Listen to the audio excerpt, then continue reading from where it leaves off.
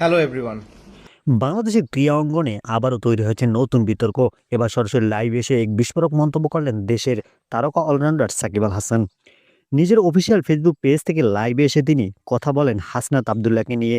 লাইভে সাকিব আল হাসান প্রশ্ন তোলেন, হাসনাত আবদুল্লাহ আসলে কি শুরু করেছেন যার ফলে দেশের স্বাভাবিক কার্যক্রম ব্যাহত হচ্ছে। তিনি বলেন, এখন এমন একটা পরিস্থিতি তৈরি হয়েছে যে মানুষ ঠিক মতো দুর্নীতিও পর্যন্ত করতে পারছে না।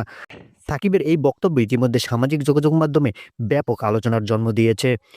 লাইভে তিনি আরও উল্লেখ করেন, হাসনাত আবদুল্লাহ কোনো একটি ঘটনায় কিছু খেজুর পাওয়ার পর সেটির বিস্তারিত হিসাব জনগণের সামনে তুলে ধরেছিলেন।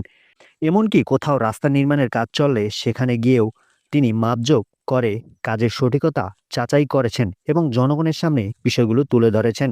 সাকিবের মতে এই ধরনের কর্মকাণ্ডের কারণে অন্যান্য জনপ্রতিনিধিরা চাপে পড়েছেন, কারণ সাধারণ মানুষ এখন তাদের প্রশ্ন করছে কেন তারা হাসনাত আবদুল্লাহর মতো স্বচ্ছতা দেখাচ্ছেন না।